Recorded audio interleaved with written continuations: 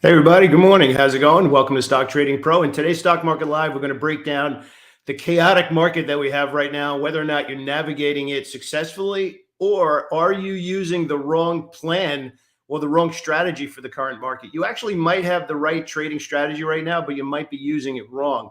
We've actually been having a lot of success in the community right now, mostly on the day trading side of things. We've been holding off aggressively trading on the swing trade, mostly because we've been getting these violent moves and then sideways and violent moves and then sideways.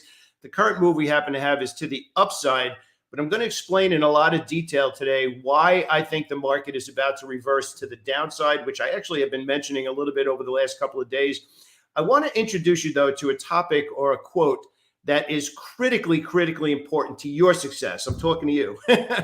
And it's this. You probably heard me talking about the stock market and how I believe that what we're involved right now is a short covering rally to the upside. And the faster it bounces to the upside, the more likely it's going to go down to the downside. And there's a ton of news supporting that, right? However, this is what separates somebody who really wants to learn how to be a profitable trader from somebody who just wants to be right. And this is not something I knew early in my trading career. It took me a long time, probably longer than I would have liked, to understand this. And this is something that you really want to take in and really make it a part of who you are.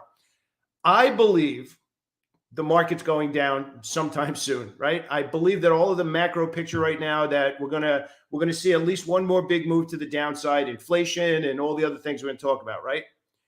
But we're going up right now.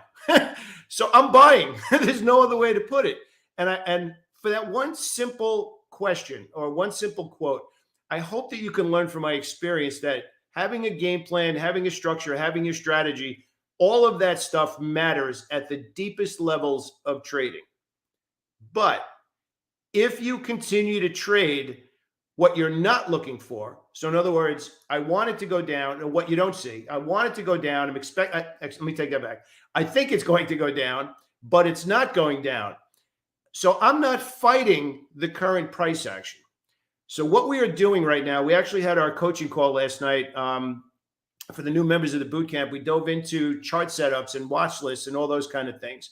And one of the most important things you can do is make sure that you have your game plan, but then make sure that you understand if your game plan is actually unfolding. So in other words, if I want to be a buyer today and stocks are going down, I have to have a process in place that says I'm just going to leave that alone. If I think stocks are going down and I want to be a short seller in this market, but they're going up, I need to determine, do I just do nothing and, kind of dig in and have coffee? Or do I have an alternate list of stocks that are showing relative strength in the big push to the downside in the market? Now, we get a lot of people that are talking about, well, you're fighting the strategy. I'm not fighting the strategy. I'm taking cash flow that's available right now. So that means sometimes if you could visualize, like when my family owned a deli way back in the day, we made egg sandwiches every day. We made lunch sandwiches every day, and we made pizza, and that paid the bills. But the big money came from catering. So if you could think of that in trading terms, trading for cash flow in a less than perfect market, taking what's available in these short-term pockets of opportunity, when you could read the order flow, when you could read the tape, when you understand optimal entry, there's definitely some ideas in there that might not be the big picture perfect scenario, but you're like, wow, everything is lining up. And again, I'll give you an example from yesterday. There were a couple of pockets of opportunity yesterday where the market internals were not on the same page, where the VIX was doing something very specific, the tick readings were doing something very specific, the advanced decline line, a whole bunch of those kind of things. And in the community, we're all like, what is going on right now? Not perfect, but there were certain stocks where the price action and the tape were absolutely perfect. So we had a little bit of a disconnect from the big picture, but certain stocks had really good price action, order flow, volume, good entries, trading above our key day trading indicators. So we took advantage of those ideas, but with less share size because the market wasn't perfect. And I think more importantly, we were trading those for cash flow, which means that, again, you hear us talk about the push and the pause all the time. We were exiting on the pause. And so we got a push and then a pause. We were exiting most of that position, if not half of it, and then seeing if we can get a little balance on the rest.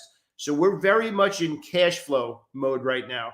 So the lesson that I want to make sure that I impart to you, because it's important to have the lessons going into the trading day, is cash flow mode until the big picture works itself out. So if we're taking a look at that on the charts and seeing what that means right now, we're actually up a little bit right now in the futures. What I'm specifically talking about right now is the chart of the SPY, and this is the one that I look at the most. We have a really clean move to the downside. I'll actually go parabolic over here, where this is the first time we're reversing. Now, one of the challenges that we're going to have right now, so obviously the short-term move is against the longer-term move to the downside. So we're going to actually call that conflict. Okay, so if you can think of the language conflict, where if you'd be able to look at a chart, and let's just say the last month, let's just keep things really, really simple. And I really want to give you actionable stuff that you can actually, like, yeah, I understand that, right? If you could look at a chart over the last month, it doesn't matter if it's the market, it doesn't matter if it's Bitcoin, CRM, Salesforce, we're going to take a look at that in a second.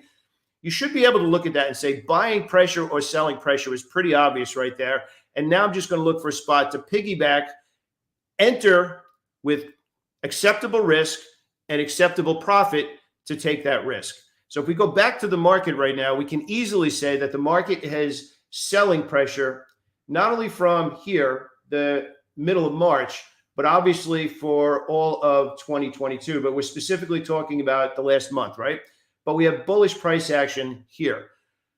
So what you need to start to level up your skills is identifying, is the current price action, let's just say the last 3 to 5 days, just so you have some framework, is the current price action in sync with the last 30 days? Just keep it a super high level at that. You want an answer that comes back like that.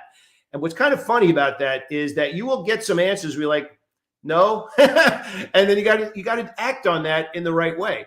So in the current market, with the bigger picture down, but the recent 3 to 5 days up, that is not perfect.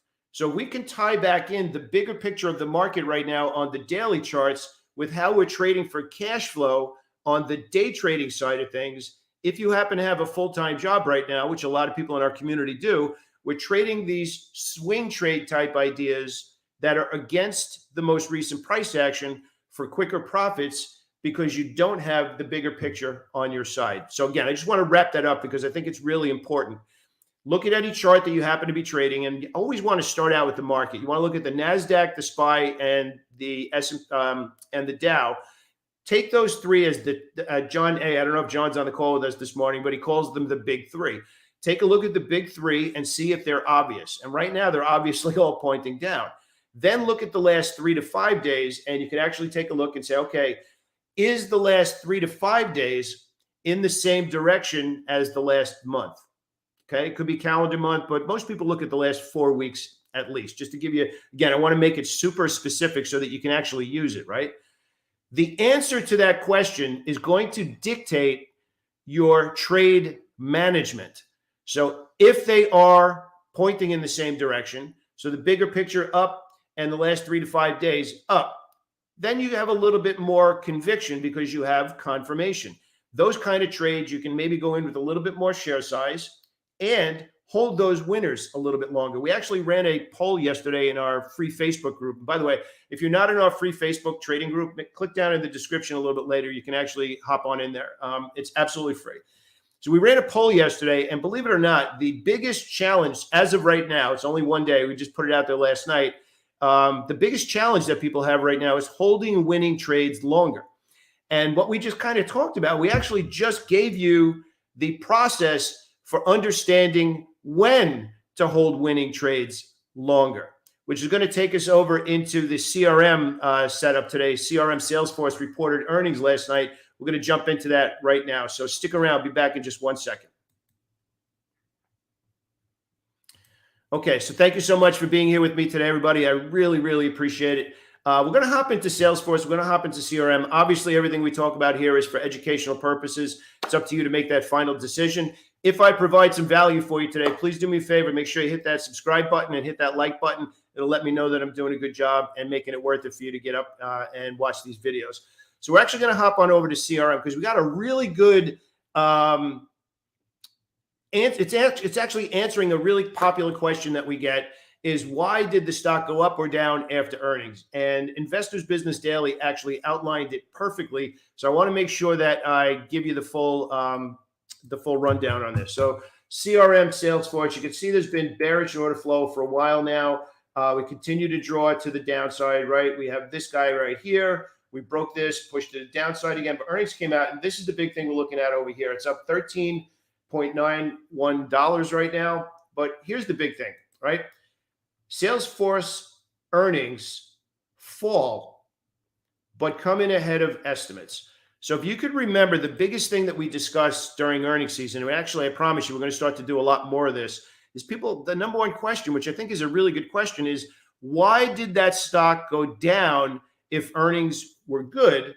Why did CRM go up in a really big way if they came in at a different level from estimates? So I want to make this bigger again for you because it's actually pretty important, okay? Salesforce earnings fall. So the first part of that is earnings went down. And as soon as you hear that, you're like, well, that stock should be getting crushed, right? Everything else is getting crushed. Walmart came out with earnings, got crushed. Target came out with earnings, got crushed. Salesforce did not have good earnings, and the stock is going up. Why, right? So this is really where, as a community, we really need to have some deeper conversations where it's not just simply as, oh, the number came in good or bad, or the number came in above or below. Remember this, when you are looking to take advantage of earnings volatility, which we're going to talk about that in a second, you need to know what was expected. That's the big thing. So you want to dive just a little bit deeper and to say what was expected and then what happened. So it's not the raw number. Anytime we're talking about earnings, we're talking about the growth percentage. That's the big thing. So if we head back on over to CRM, earnings fell, but came in ahead of the estimate. So it's the estimate number. And you can see over here, this is the big thing here, lowered the fiscal top line to 20% growth rate due to 300 million, but committed to delivering higher margins and a 20.4 despite the headwinds. So that second part going forward is actually what we're buying. So if you could think about, the past is pretty good. That gives us some history. The last quarter is actually what they're reporting, but we're buying tomorrow's earnings if we're just getting into the trade today. So now what we're looking for CRM when it opens today, and again, this could be kind of fun because it's now Wednesday, it's a short week. Earnings are coming, they came out already in CRM, and now it's going to report and open at a certain level. So it actually did report. Wherever it opens today, this is going to be fun. Does it stay above that level from today, Wednesday, through the close on Friday? This could be a really nice cash flow trade. Again, getting back to the strategic way that we're looking at the market right now, we're taking cash flow. We're taking those quick hits unless the market is in harmony, as we call it. So if we take a look at the chart of CRM, Salesforce, obviously the order flow is still bearish, right? We just keep drawing these lines to the downside, and there's no bullish order flow here at all other than this morning. So right now the stock is trading at 174 and change. So this is going to be kind of fun. So let's actually just pop that in over there and just say that's the number, right? So right at that level right now is where it's going to open. So I want to walk you through the trade, at least the way I'm going to be looking at it for the rest of the week, to take advantage of this short-term pocket of opportunity in a longer-term move to the downside. I'm looking at this trade for between Wednesday and Friday at the close. I want to map this out perfectly for you. We're also going to talk about the stop loss. The stop loss is going to be within the entry is going to be within the first hour of the trading day today. The stop loss is going to be today's opening price. So we're looking for it. If we go over to the map here today, to the chart, if this price happens to be where it opens, that price is what I call my line in the sand. If it holds this line in the sand within the first hour of the trading day today, I'm going to be a buyer. Best case scenario, I'm going to drop down to the hourly chart. Again, if you can't use the intraday timeframes, that's absolutely fine. But I'm looking for the first hour of price action to unfold. Once that first hour of price action unfolds, and if we're above, in other words, if we have a green 60-minute candle, then I'm going to be looking to buy CRM stock and hold that stock through Friday at the close. If it stays above today's opening price, I plan to hold it. If I buy that stock and it trades below today's opening price, which could even happen today, who knows? It will end up being a small loss. So what we're looking to do is take advantage of the intraday volatility. If this stock holds the bid, and you've heard me use that terminology, I'll stick with the trade, and it could be a really nice 3-day trade, minus today's opening hour. If it opens higher, we get filled on that opening trade, and then within the same day, profit taking comes in and we get stopped out. I'm okay with that because I think the profit potential over the next few days on the good earnings guidance is worth the risk.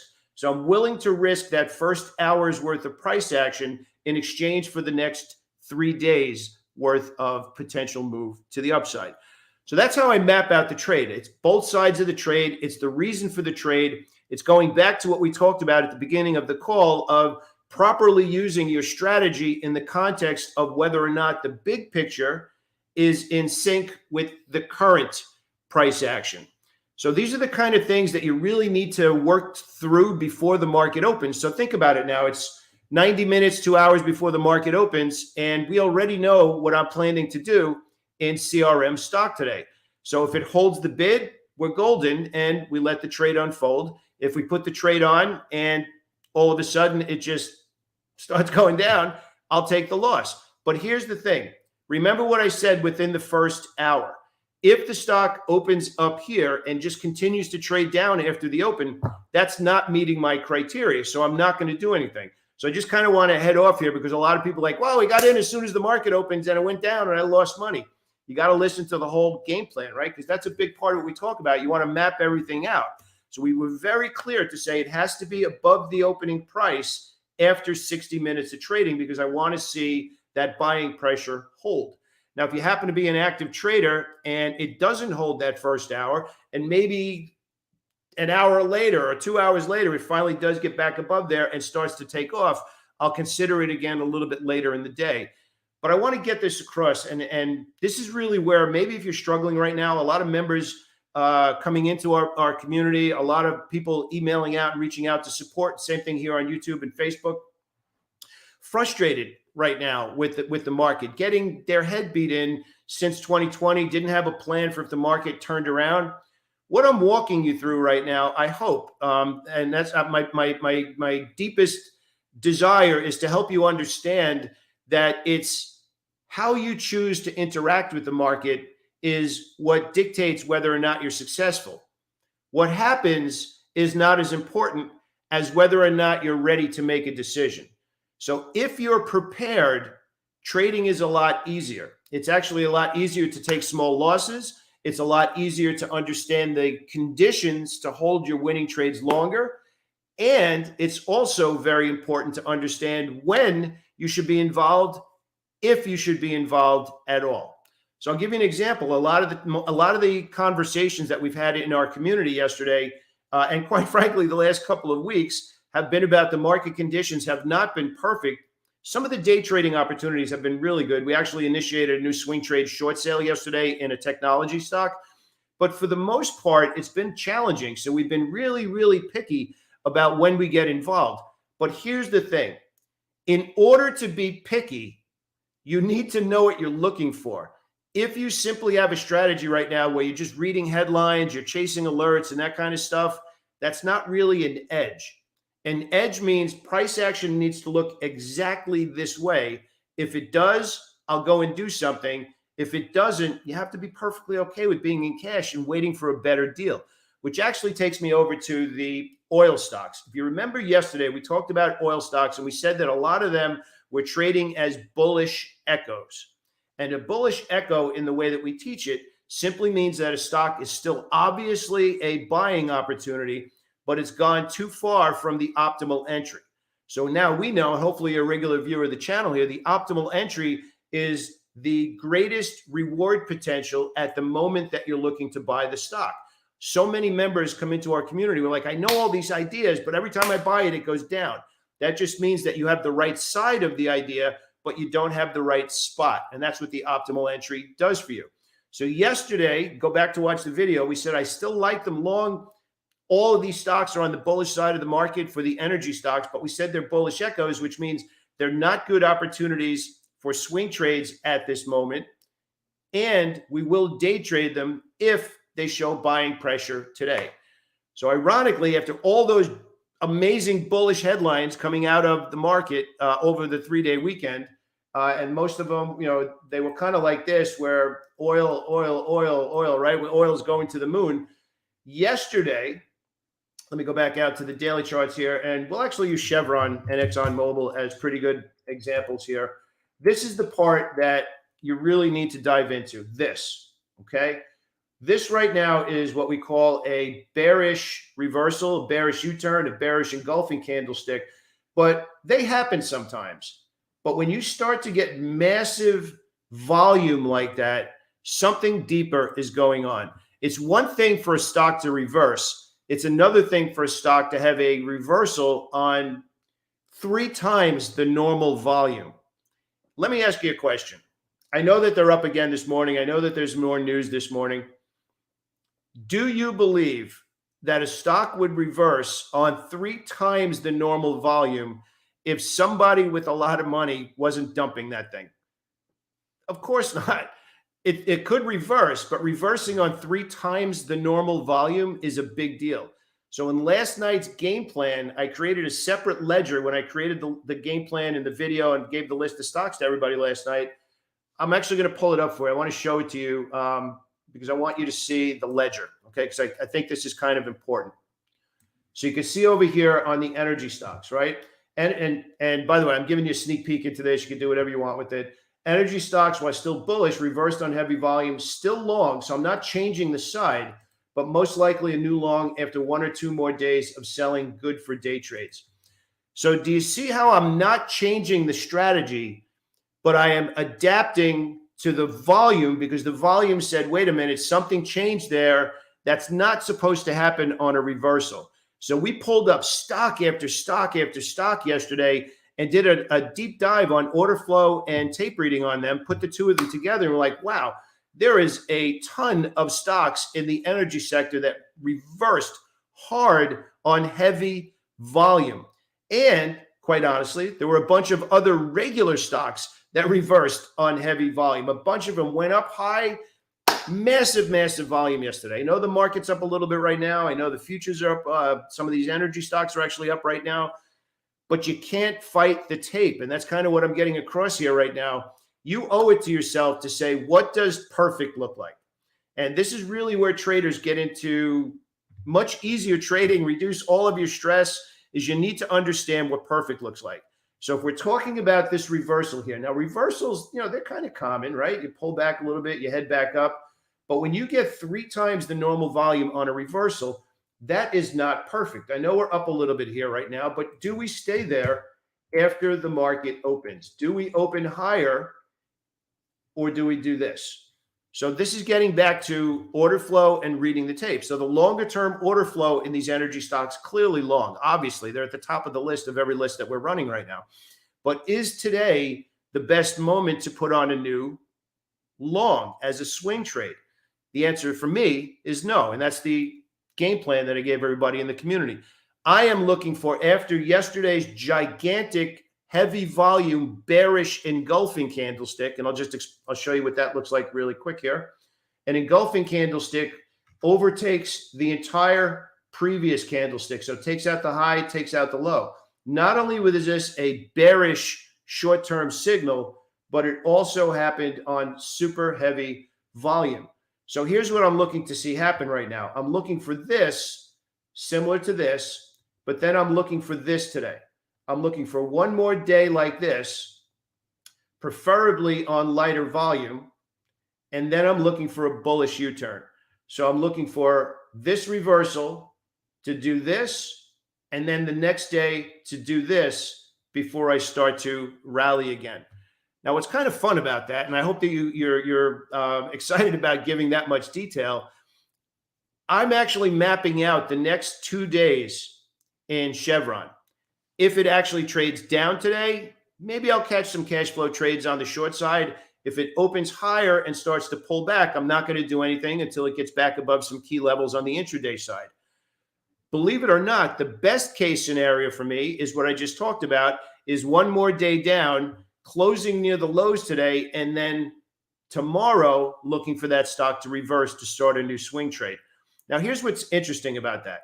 If it unfolds that way, I'm already prepared 2 days in advance. If it doesn't unfold that way and buyers just sweep back in, maybe I'll make a different plan. Maybe I'll step aside, but I'll probably step aside because it's not doing what I want. Because don't forget, profit potential is one thing, but you have to justify the risk. So now we have this big move to the upside, a massive move to the downside. For me, the proper optimal entry is I want to see one more day to the downside before I initiate a new swing trade. So these are the kind of details that they're not complicated, but I need the risk reward to make sense, not just which side I want to be on. So yes, I actually do game plan them out in that much detail, which now kind of takes me over to some of the other ideas that we're looking at heading into today, which are the Chinese stocks. A lot of the Chinese stocks are bouncing right now. JD, Baba, Baidu, a lot of them, and we're getting a lot of questions right now about whether or not they're buying opportunities. I personally am day trading these opportunities. I'm not holding overnight swing trades in the Chinese stocks. The volume and the volatility meet all the criteria that I like to have for active trading. But because of that bigger picture, where the government is involved in those companies and could overnight just smack those companies down, I am not putting myself in a position where if that happens, boom, overnight on some good ideas. So these are the kind of things you really need to just think through. But I want to talk about some of the Chinese electric vehicle stocks because they've been very, very tradable. Obviously, a lot of the electric vehicle group is, quite honestly. So we're looking at, well, I'll actually just go through the list of the ones that are the top ones that we're trading right now. So obviously, NIO is probably one of the more popular ones. And again, NIO actually showing, this is actually what I mean about a lot of the stocks that have rallied now and heavier volume after the rally started. So NIO, just so you have an idea, NIO at $20 is really the big level. So we get a lot of questions about price and that kind of stuff. We've been trading actively NIO. We've actually been trading NIO actively for a better part of 2 or 3 years now, probably 2 years. Let's just say 2 to keep it safe. $20 is the big level that matters for NIO. That's the big level I'm looking for to get above for a longer term trade if I decide to hold it. If I do decide to hold it, which I just said, I'm not looking to do that right now, 20 would be the level that matters to me. Okay. So I want to just walk through a list of some of the Chinese electric vehicle stocks. So NIO, XPEV, okay, those are the two big ones. LI is another one. Obviously, Tesla is a big one. We also want to talk about some of the quote unquote other American stocks, LCID and Rivian. So that list of stocks are starting to show short-term bottoms where we are now finally breaking these longer-term moves to the downside.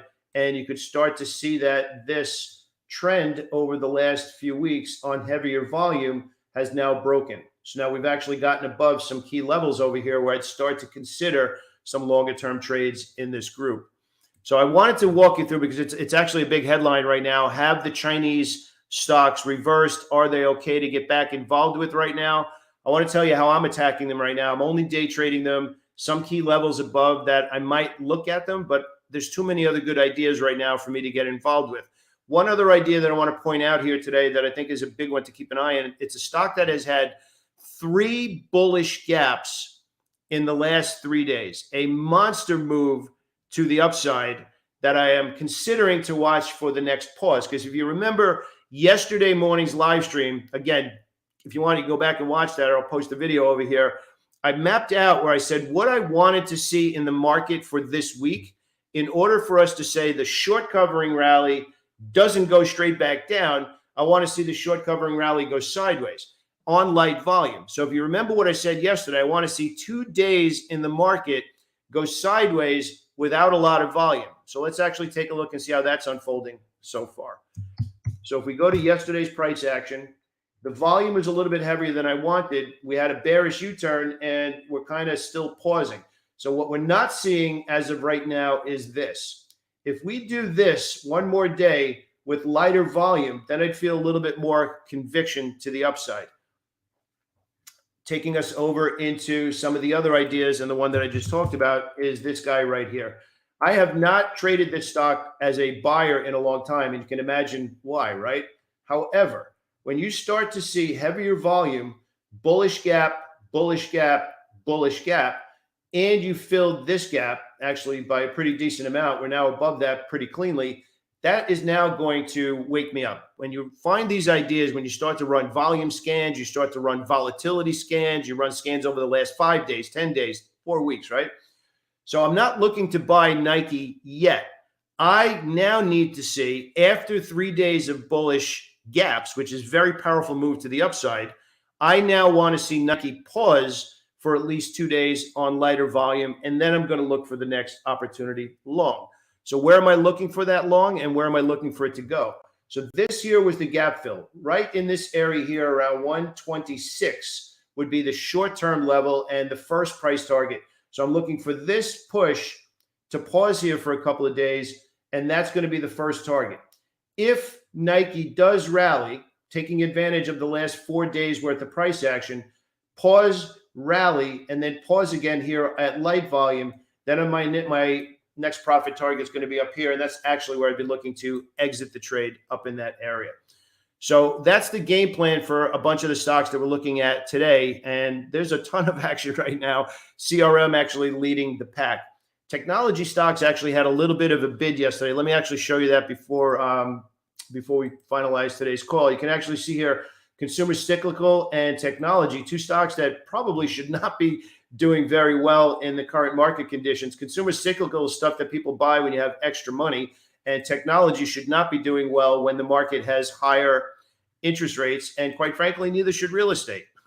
So the top 3 sectors that are rotating to the upside right now should not actually be having a good week. This list is sorted by the last 5 trading days, but they are. So this really kind of highlights the difference of what I said at the beginning of today's call. I think in the big picture over the next several months, the market's going down, but the market's going up right now, so I'm a buyer. But I've adjusted how I'm buying because the big picture is down and the short-term picture is up.